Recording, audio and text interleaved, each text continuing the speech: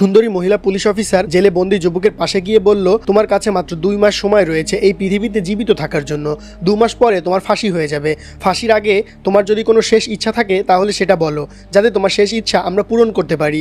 তখন জেলে বন্দী থাকা যুবকটি মুচকি হেসে মহিলা পুলিশ অফিসারকে বলল, আমার শেষ ইচ্ছা হলো এটাই যে আমি যতদিন জীবিত থাকবো ততদিন আমি একজন কুমারী সুন্দরী মহিলাকে পাশে নিয়ে সারা রাত ঘুমিয়ে থাকতে চাই। এই কথা শুনে সেই মহিলা পুলিশ অফিসারের চোখে মুখে রাগ, বিস্ময়, অপমান সব একসঙ্গে ফুটে ওঠে। সে গর্জে উঠে বলল, এটা কখনোই সম্ভব নয়। আমরা কোনো কারণ ছাড়া কোনো মেয়েকে কয়েদির সাথে রাত কাটাতে দিতে পারি না। কাউকে জোর করেও এমন কিছু করা যায় না। কিন্তু কয়েদি ছিল নাছোড়বান্দা। সে হঠাৎই বলে বসে, আপনি তো অনেক সুন্দরী, তাহলে আপনি নিজেই না হয় আমার শেষ ইচ্ছাটা পূরণ করে দিন। আপনিই না হয় আমার সঙ্গে থাকুন এবং আমার মনের আশা পূর্ণ করে দিন।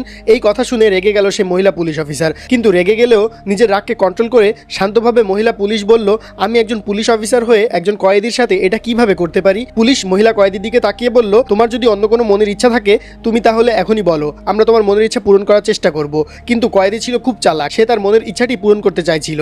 কিন্তু তারপর কি ঘটেছিল? সেই সুন্দরী মহিলা পুলিশ অফিসার কি সত্যিই সেই কয়েদির সাথে রাত কাটিয়েছিল? এই ঘটনার কয়েকদিন পর কেনই বা সেই সুন্দরী মহিলা পুলিশ অফিসার গর্ভবতী হয়ে পড়ে? এই প্রশ্নগুলোর উত্তর জানতে হলে আপনাকে পুরো ভিডিওটি শেষ পর্যন্ত দেখতে হবে, কারণ আজকের এই কাহিনী একটা বাস্তব সত্য ঘটনা, যা শুনলে গায়ে কাঁটা দিয়ে উঠবে। তো চলুন বন্ধুরা, দেরি না করে ভিডিওটি শুরু করা যাক। শুরু করার আগে নতুন বন্ধুরা অবশ্যই ভিডিওটি লাইক করে চ্যানেলটিকে সাবস্ক্রাইব করে রাখুন, যাতে এই ধরনের ভিডিও সবার আগে পেয়ে যান। একজন পুলিশ মহিলা যার নাম সুদীপ্তা, পুলিশের চাকরি পেয়েছে কেবলমাত্র 9 মাস হবে। 1 বছর হয়নি তার চাকরি পাওয়ার। থানার মধ্যে বড় একটা অফিসারের র্যাঙ্কে রয়েছে সুদীপ্তা। সুদীপ্তা খুবই সাহসী একটি মেয়ে। সে পুলিশের চাকরি পেয়ে মানুষের জন্য ভালো কাজ করবে বলে শপথ করেছে। তার নিজের এলাকাতে যারা খারাপ কাজ করতো তাদেরকে খুঁজে খুঁজে এনে থানার মধ্যে ঢুকিয়ে দিত।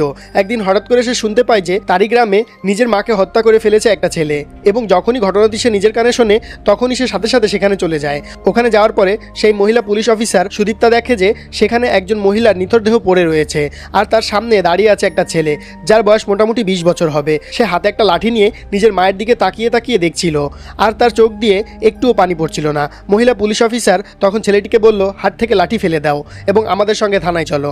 তখনই ছেলেটি নিজের হাত থেকে লাঠিটি ফেলে দিল। যখনই সুদীপ্তা দেখে ছেলেটি তার হাত থেকে লাঠিটা ফেলে দিয়েছে তখন সে তাকে গ্রেপ্তার করে এবং গাড়িতে করে থানায় নিয়ে আসে। থানায় আসার সময় ছেলেটা কোনো কথাই বলেনি। ছেলেটি চুপচাপ গাড়ির মধ্যে বসেছিল। সুদীপ্তা ম্যাডামের দিকে তাকিয়েও দেখেনি। তবে ছেলেটির মুখের দিকে তাকিয়ে মনে হচ্ছিল যেন এই ছেলেটি মানসিক রোগে আক্রান্ত এবং তার মনের মধ্যে হয়তো কিছু একটা চলছিল এবং কিছু একটা হয়তো সে ভাবছিল। এটা তার দিকে তাকালেই বোঝা যাচ্ছিল। এদিকে আবার 24 ঘন্টার মধ্যে সুদীপ্তাকে এই আসামিকে কোর্টে চালান করে দিতে হবে। এজন্য ওই ছেলেটিকে থানার মধ্যে বন্দি করে রেখেছিল পুলিশ অফিসারটি। সেই সময় সুদীপ্তা ম্যাডাম ওই ছেলেটিকে কিছুই বলেনি। কিছু ঘন্টা চলে যাবার পরে পুলিশ অফিসার এবং সুদীপ্তা ম্যাডাম ওই ছেলেটিকে নিয়ে যায় আদালতে। আদালতে নিয়ে গিয়ে তার নাম জিজ্ঞাসা করা হয়। ছেলেটির নাম বলে সুমিত। সুমিতের সামনে জজ প্রশ্ন করে, তুমি